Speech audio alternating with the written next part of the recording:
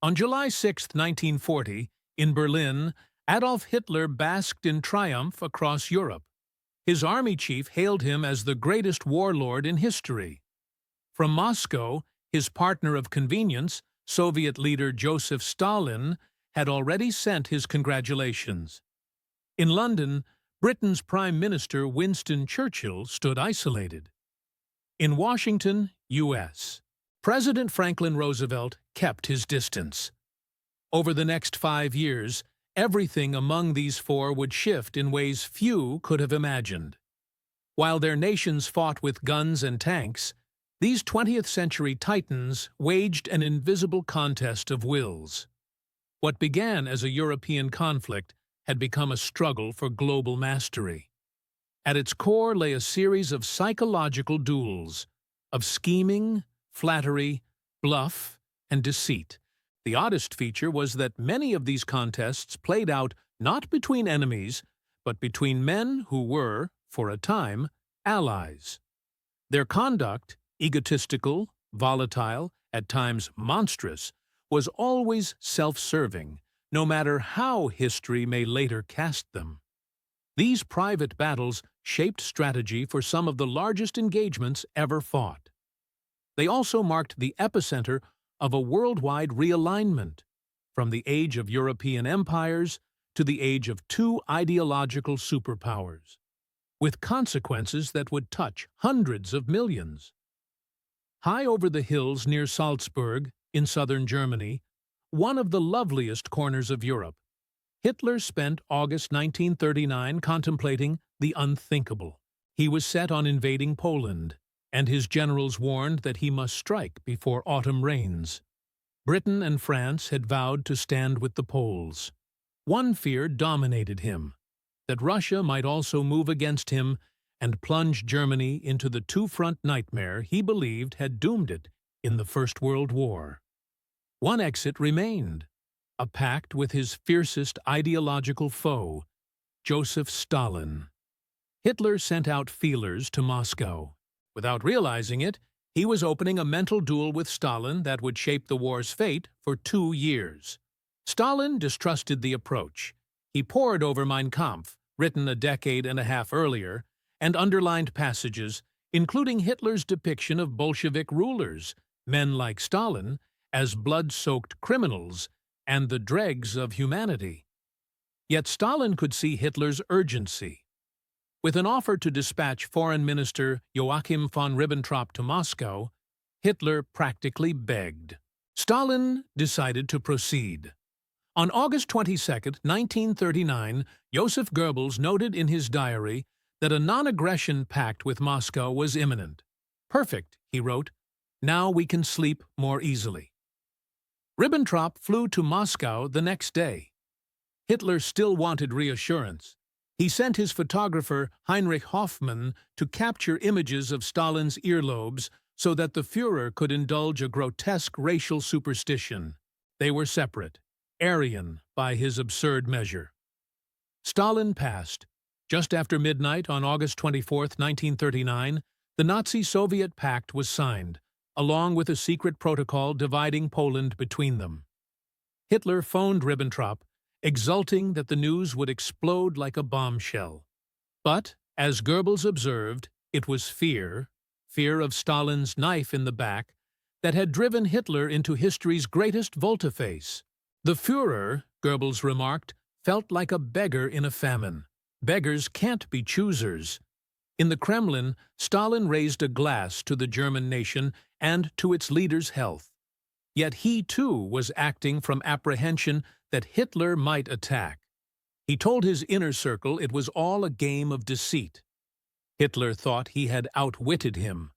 In truth, Stalin believed he had snared Hitler. Stalin had long harbored a grudging respect for Hitler's ruthlessness. After the Night of the Long Knives in 1934, he reportedly remarked with cold admiration that it was a feat of some skill. Hitler had felt no such affinity at first.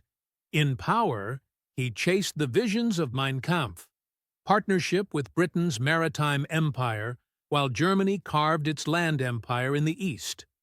Only when that strategy failed did he consider Stalin a partner of convenience. Stalin, however, was the first of the two to kill on a mass scale. His terror claimed millions. He shrugged off the future memory of his victims by invoking the forgotten boyars slain by Ivan the Terrible centuries before. "Who remembers them now?" he asked. A week before he invaded Poland, Hitler voiced a chillingly similar sentiment to his generals, invoking Genghis Khan and the forgotten annihilation of the Armenians. For both, mass murder was a tool of ideology. The state, communist or Nazi, was supreme. Individuals, expendable. Even in private life, they subsumed all to power. Hitler kept mistresses, notably Eva Braun, but in public no woman competed with his self-imagined romance with Germany. One secretary recalled him saying again and again that his only lover was the nation. Stalin had married twice and had children, but the suicide of his second wife in 1932 hardened him. A genuine Bolshevik, he said, should belong wholly to the party. He told his son, "I am not Stalin. Stalin is Soviet power." In August 1939, the two antagonists were bound together. 8 days after the pact, Hitler attacked Poland. Britain declared war. Churchill returned to government. Stalin publicly backed his Nazi collaborator, claiming it was Britain and France who had attacked Germany. Their union in violence deepened with the crushing of Poland. SS units murdered some 60,000 Jews and members of the Polish elite. It was Hitler's first-hand experience of systematic mass killing, and a revelation that his apparatus would carry it out. In the East, Stalin's NKVD executed more than 20,000 Polish officers and political prisoners, their bodies uncovered 3 years later. As their secret police ravaged Poland, both dictators stepped into a unique war of minds, each succumbing to delusions that would usher in calamity and the bloodiest fighting in history. Stalin had made his bargain with eyes open. He knew he trafficked with the devil, but believed the pact bought protection and opportunity. Within a week of the German invasion, he told his lieutenants the war was between two camps of capitalist states. Hitler, knowingly or not, was shaking that system. They could maneuver, incite, set one against the other. He also saw a chance to expand socialism into newly conquered lands.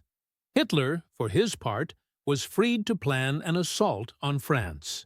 Goebbels recorded Hitler's confidence in Stalin's loyalty in October 1939.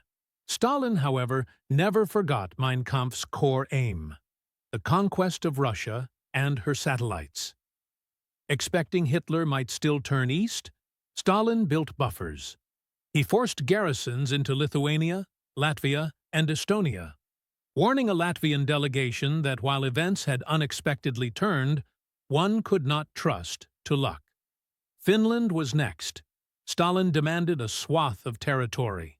The Finns refused. He invaded and stumbled into disaster. Within days, thousands of Soviet corpses froze in the snow. Finland finally yielded, but only after the Red Army suffered around 125,000 dead. Stalin sent political commissars to shoot commanders, yet the deeper cause was his own purges, which had gutted the army's leadership. Goebbels drew a dark comfort. If Stalin kept executing his generals, Germany would not need to. The Red Army's incompetence, he wrote in March 1940, meant Russia could never truly threaten them. On May 10, 1940, with his eastern flank secure, Hitler launched blitzkrieg in the west. German forces ripped through France, Belgium, and Holland. The British were driven off the continent. For Hitler, triumph. For Stalin, dread. Nikita Khrushchev later recalled Stalin raging, cursing the French and British for letting Hitler crush them. He sensed that the Germans had read Soviet weakness in Finland. On June 17th, the French government sued for peace. The long, draining war among capitalist and fascist states that Stalin hoped to exploit evaporated overnight. The next day, As Hitler celebrated in Munich with Mussolini, Stalin sent warm congratulations on the Wehrmacht's splendid success. Hitler felt purged. Germany's humiliation in 1918 had been avenged. For the first time in his political life, he wanted a pause, and, reverting to old instincts, peace with Britain. Italy's foreign minister, Galeazzo Ciano, observed that Hitler still saw the British Empire as a stabilizing factor and now resembled a gambler eager to leave the table after a big win. Stalin worried that Hitler, sated in the West, would turn toward his long-desired Eastern Empire. Stalin gambled on a dangerous two-track policy, seized territory to widen his shield while avoiding direct provocation. He absorbed the Baltic states and Bessarabia, actions permitted by the secret protocol, but then moved into Bukovina, which was not.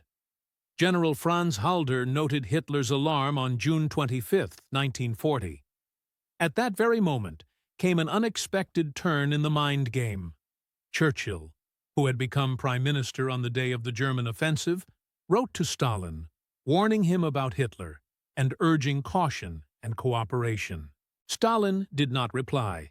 Instead, he informed Berlin to signal fidelity. Hitler, in turn, began to weave these threads, Stalin's opaque moves in Romania and Churchill's overture, into a narrative of collusion. Earlier, he had likened his mind to a calculating machine. Each input turned a cog, he said, and when he pressed the button, the sum appeared. Now the machine produced a conspiracy. On July 6, 1940, the victor returned to Berlin to delirium. Field Marshal Keitel called him the greatest warlord in history. Amid the adulation, one question gnawed at Hitler. If he had won, why would Britain not make peace? He convinced himself some external prop kept Churchill standing.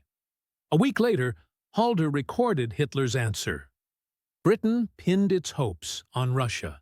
On July 19th, Hitler addressed the Reichstag with what he presented as a last peace offer. Churchill dismissed it. Later that day, another cog clicked into place. In the United States, Franklin Roosevelt accepted the Democratic nomination for an unprecedented third term, using his speech to condemn Nazi aggression. By July 22nd, Hitler had concluded Britain persevered for two reasons: expectation of change in America and reliance on Russia. Stalin, he believed, was flirting with London to keep Germany occupied. Hitler withdrew to the mountains above Berchtesgaden. A year earlier, he had dreamed up his pact with Stalin there. Now suspicion corroded it.